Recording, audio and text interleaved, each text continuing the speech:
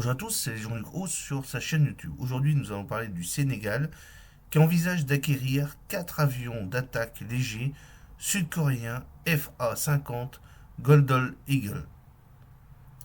Si certaines ont pu par le passé exploiter des avions de combat légers comme l'Alpha Jet, les forces aériennes des pays de l'Afrique de l'Ouest sont généralement réduites à la portion congrue et leur flotte se résumant à quelques avions de transport et à une poignée d'hélicoptères. L'armée de l'air sénégalaise se trouve ainsi dans une telle situation.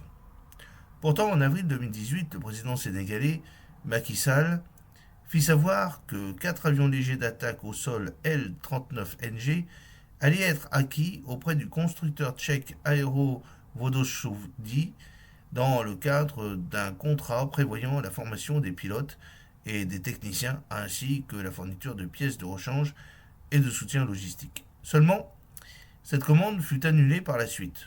Pour autant, Dakar ne renonça pas à se procurer des avions de combat. En 2022, il fut rapporté que le général Sarpapé Souleymane, le chef de la force aérienne sénégalaise, s'intéressait de près au FA-50 Golden Eagle, conçu par Korea Aerospace Industries, KAI. A priori, l'affaire aurait été conclue.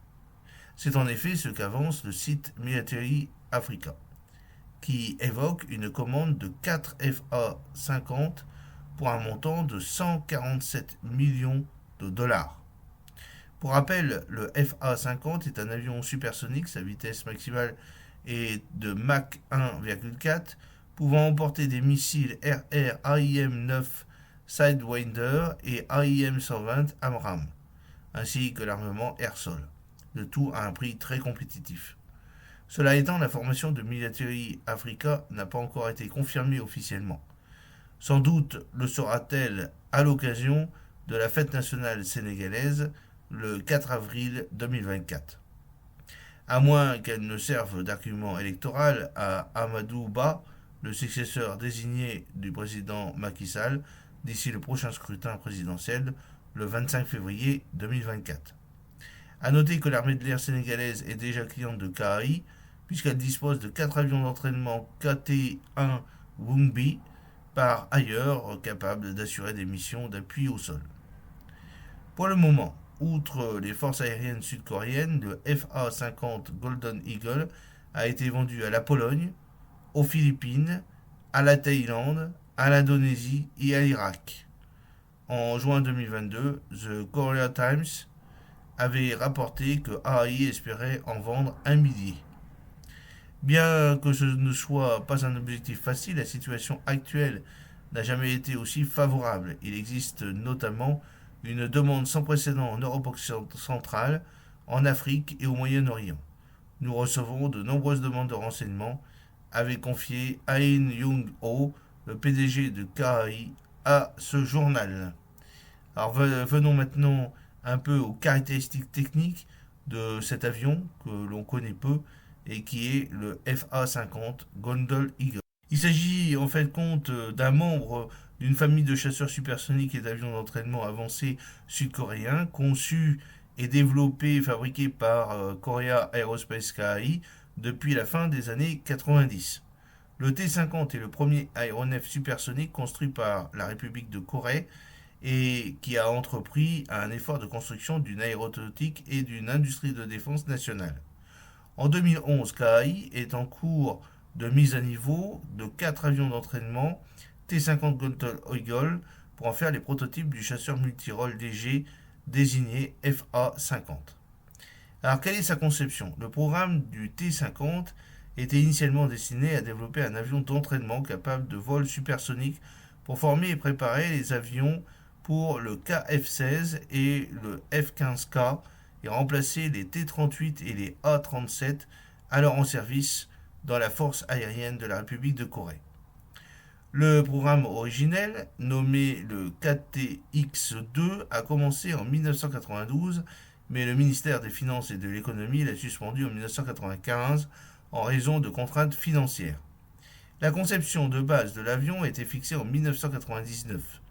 Le développement de l'avion a été financé à 70% par le gouvernement sud-coréen 17% par Korea Aerospace Industries et 13% par Lockheed Martin.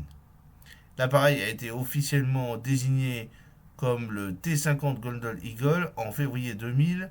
La désignation du T-50A a été réservée pour l'armée américaine pour l'empêcher d'être affecté par inadvertance à un autre modèle d'avion. L'assemblage final du premier T-50 a eu lieu entre le 15 janvier et le 14 septembre 2001. Le premier vol en août 2002 et l'évaluation opérationnelle initiale du 18 juillet au 14 août 2003. Alors quels sont ces engagements? Le premier engagement de la version multirôle légère a eu lieu en janvier 2017 avec les premières missions d'attaque au sol des FA-50 philippins durant la bataille de Marawi. La force aérienne philippine utilisa ensuite ces appareils dans la lutte contre le terrorisme dans le sud de l'archipel. Alors, il existe actuellement 9 versions, parmi lesquelles le T-50, version d'entraînement avancée, le T-50B, la version spécialisée pour la patrouille acrobatique Black Eagle de la force aérienne de la République de Corée, le T-50I, c'est une version d'entraînement d'exportation pour la force aérienne de l'armée nationale indonésienne, le T-50, le TA-50, c'est une version d'entraînement et d'attaque légère, le FA-50, version multirôle utilisée est vendue aux Philippines, à l'Irak, puis en 2020 à la Pologne. Le KI continue son développement au début de la décennie 2020 et le vend à la Malaisie en 2023. Il y a donc le bloc 10, compatibilité avec la nacelle de destination laser Lockheed Martin Sniper, et puis le bloc 20, l'amélioration du radar de conduite de tir pour la compatibilité au-delà de la vision visuelle, le BVR et ravitaillement en vol. Alors quels sont les pays utilisateurs? La Corée du Sud, bien entendu, avec 50 T-50, 10 T-50B et 22 TA-50. L'Indonésie, avec 22 appareils, commande de 16 T-50I en vue de prendre la relève de ces Hawk MK-53. Les deux premiers appareils ont été livrés le 11 septembre 2013, 6 avions de plus commandés en 2021. En Irak, il y a 24 appareils, commande de 24 avions FA-50 en novembre 2013 pour un montant de 2,1 milliards de dollars. Les premiers sont livrés en mars 2017. En Thaïlande, 14 appareils, commande de 4 T-50TH d'entraînement le 17 septembre 2015 pour une livraison d'ici mars 2018. Et puis une deuxième commande de 8 passée en 2017 pour une troisième de 2 avions en 2021.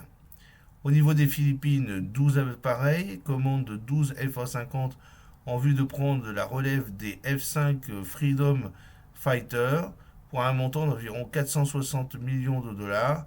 Livraison des deux premiers le 28 novembre 2015 pour équiper la 5 Fighter Wings. En Pologne, la 48 appareils, commande de 48 FA-50. Alors, il y a eu des accidents.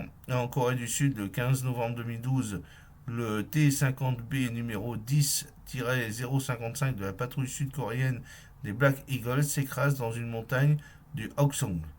Un mécanicien aurait oublié une sécurité bloquant une partie des commandes de vol. En Indonésie, le 20 décembre 2015, un T-50 de la force aérienne de l'armée nationale indonésienne s'écrase à Yogyakarta lors d'un meeting, tuant les deux pilotes. Le 10 août 2020, un T-50I indonésien sort de la piste durant un exercice d'entraînement. Le pilote décède de ses blessures. J'espère que cette petite vidéo vous a plu. N'oubliez pas de cliquer sur le pouce pour la promouvoir, de vous abonner si ce n'est pas encore fait et de partager cette vidéo sur vos réseaux sociaux. A très bientôt, fidèlement Jean-Luc O.